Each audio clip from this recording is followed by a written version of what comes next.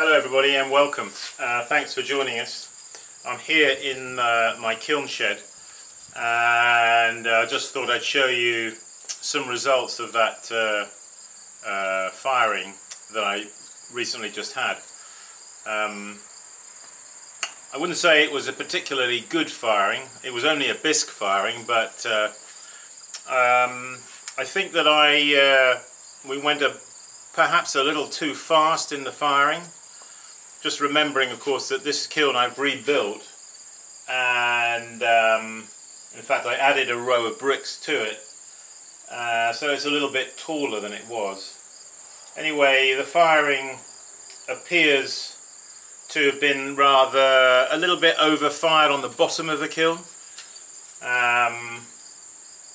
Anyway, I'll show you and I'll talk about it as we go, and then I just want to show you something very quickly after that, just a quick tip.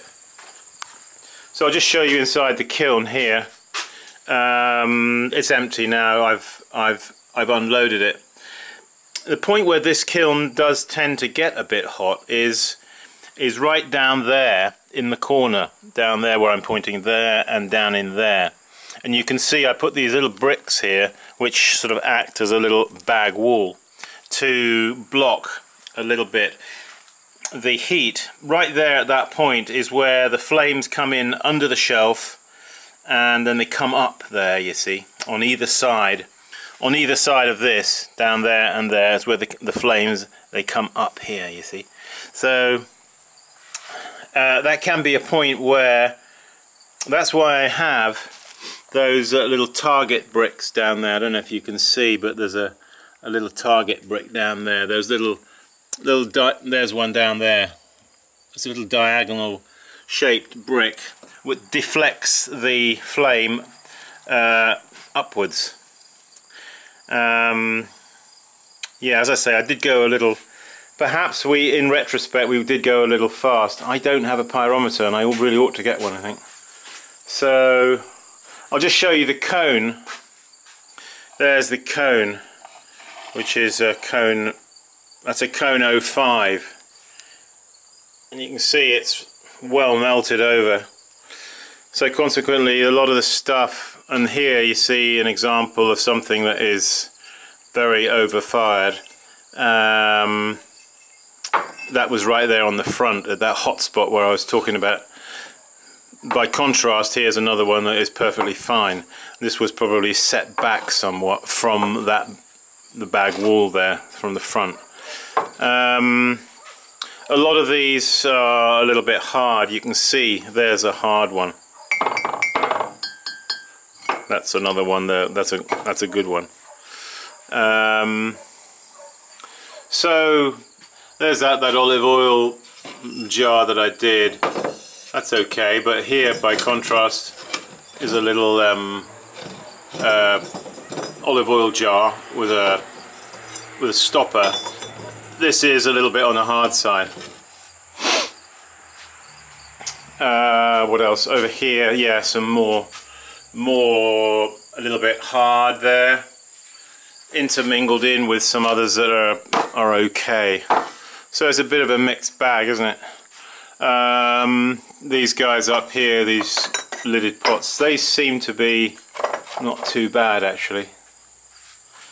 So yeah, so that's that. I did have actually in the kiln some tests that I did of the clay here that I dug. Yeah, I did do a clip earlier about that, and I showed you.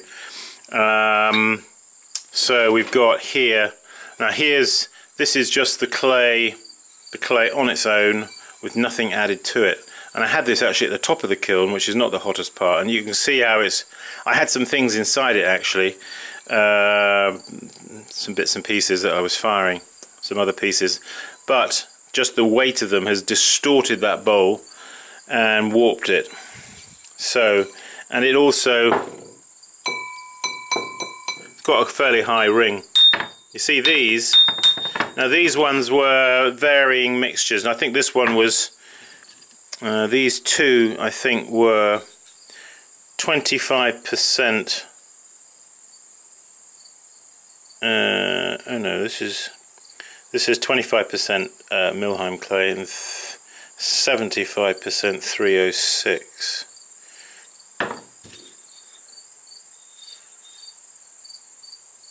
And that says, hang on, I'm going to put my glasses on.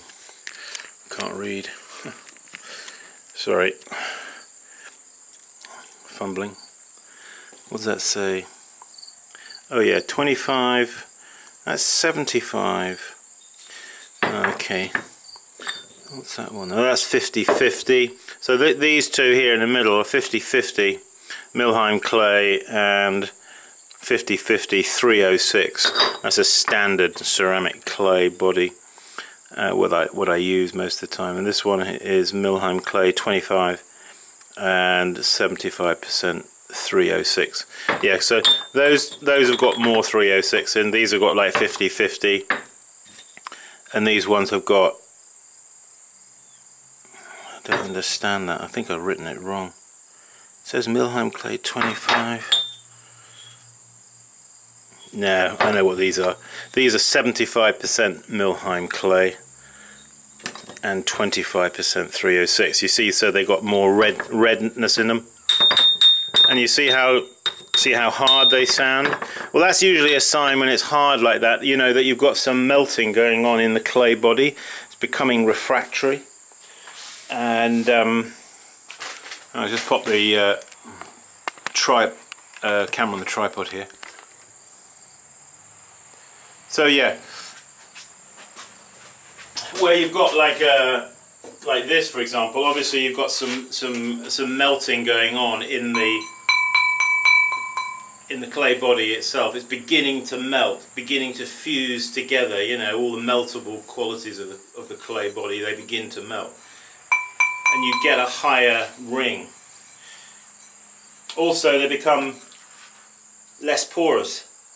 You know, don't take glaze so well. Okay, so I just wanted to show you that briefly.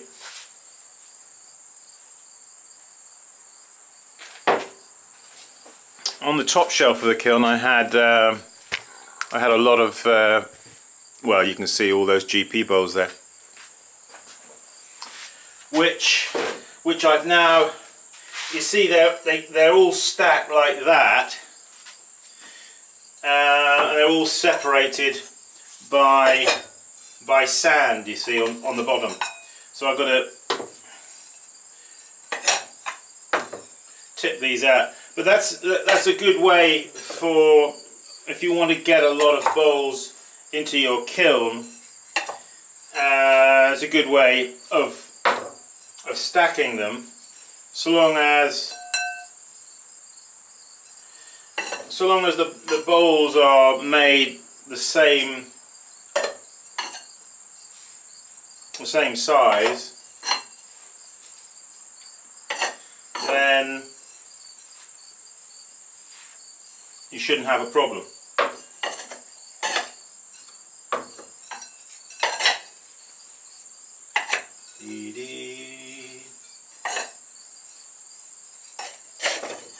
This is like a white silica sand, you see.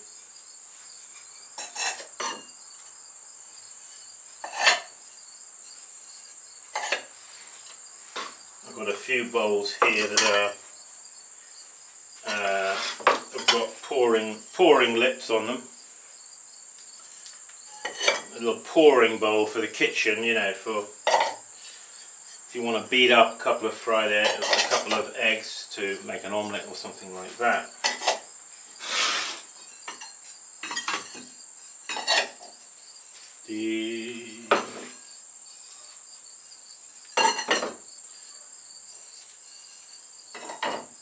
Just do this in such a way that you don't create dust particles from the sand.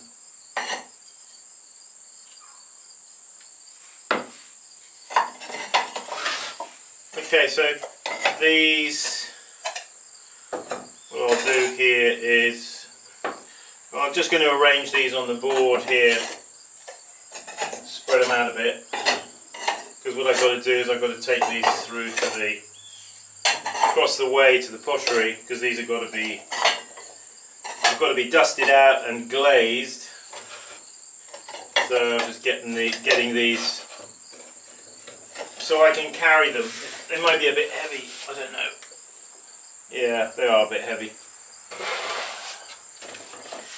It's always remember when I was working at home in the pottery for my father, David Leach, and he would when I first started working in the pottery, you know, I had to unpack the kiln, the bisque kiln, and then we had to take everything through from the bisque kiln through into the main part of the pottery to where it was going to be dusted off and glazed, or we were going to make decisions about what glaze to put on, etc. And it was always a very narrow doorway, and I always remember I had some of my father's like fluted porcelain teapots, you know, that he'd laboured over for ages, and I had to carry these through on a board, and it was really kind of touch and go going through this gap with the, you know, when you're carrying a wear board to manoeuvre, it's very easy to just catch the end, you know, and then everything on the board is like toppling, you know. I never broke any, but you know. So yeah, get used to carrying pots on wear boards. It's something that at first you're a bit daunted by, but you know, once you've done it a few times, you know, you just get used to it, and you can actually carry them around. It's a good way of transporting them. Okay folks, well that's it for now. We'll draw this clip to a close. Thanks for joining us. We do have actually, we've got a workshop coming up this coming weekend. We're full though. But we have a workshop in October, if there's anybody who's interested. Middle of October. Go to my website and check out the dates. I forget the exact dates, but somewhere around the middle of October. I think it's somewhere around the 10th. And we've got, I think I've got about three or four even free places. So if anybody's interested in a quick workshop before the winter, while we can still travel, then please join us. SimonLeachPottery.com is the place to go to check that. And yeah, what else can I say? I have 3 Leach treadle wheels for sale, sitting over there in the other part of the pottery building. So if anybody's interested in a brand new Leach treadle wheel, then please get in touch. You can email me at simonleachpottery@gmail.com. Go to the website, you'll see more about it there. Okay, hey, keep practicing. I'll see you soon. Bye bye.